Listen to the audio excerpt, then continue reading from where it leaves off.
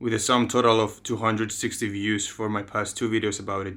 The German toilet saga is apparently a viral trend on the internet right now, and I had no other option but to conclude it with the last part of the trilogy. For the few of you that haven't watched, the German toilet is a toilet with an irregular horizontal shaped bowl for your shit to sit there still for as long as you feel like.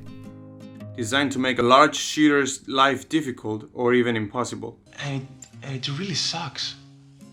And unfortunately, it only sucks metaphorically. It doesn't even suck literally.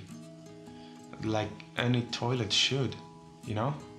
I already went public and said I am getting rid of mine. I am replacing mine with a regular toilet, and I cannot really complain about that change I made. However, I would be lying if I told you that all of my problems are now gone. I see myself as a healthy eating individual. I care about my nutrition as I try to avoid excess carb intake, and I do visit the toilet quite more often than most people. So what the fuck is my problem? Let me make a third introduction to confuse you even more, without that being my main purpose. However, I do have to share with you all of that information, as in the end it will all make sense like a Christopher Nolan film. Since living in Germany for a few years, I have been told by friends, flatmates and stickers on walls that I'm an uncivilized ape if I pee while standing. So I took it personally and got used to sit when taking a piss. It's pretty convenient actually, unless at a public place. I gotta say, sitting down to pee made me wanna shit more and more, cause my body feels like, oh, it's time for number 2.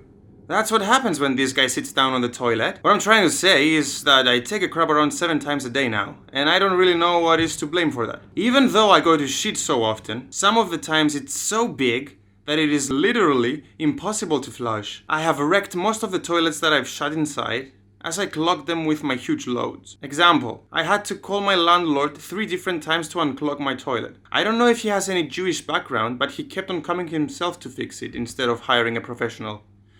One time he spent 6 hours in my toilet.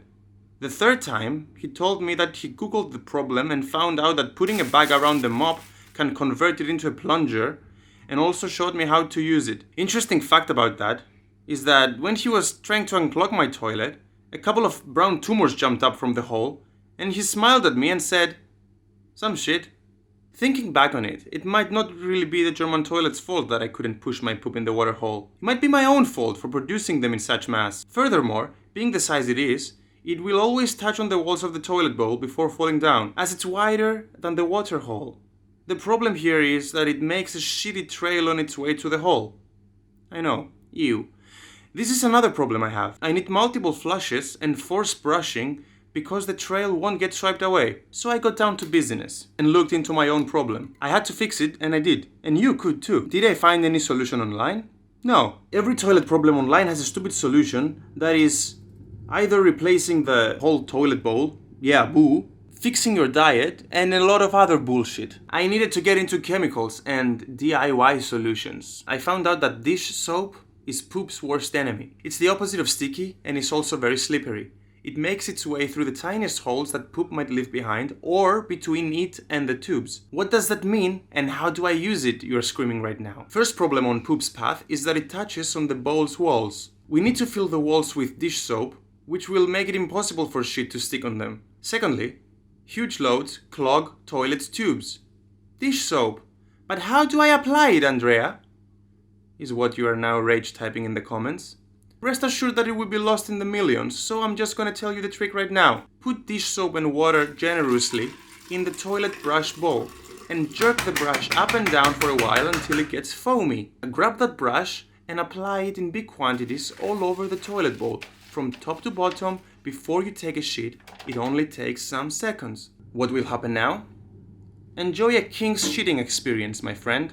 Your crab will fall from your asshole in the toilet, slide down to the water very smoothly, without sticking anywhere, and get this, only flush once. What? Yes, all of the dish soap you applied in advance will go together with your feces to the tube collectively and will help it all the way to the sewers without any of your past issues. You're fucking welcome, asshole. I should make a pause between welcome and asshole. I'm sorry, I get really excited. I was looking for this solution for years. My method is so perfect that it renders toilet brushing and multiple flushing obsolete. I take all credit for this thesis. I urge you to raise a statue with my dumb fucking face on it. With that being said, happy shitting!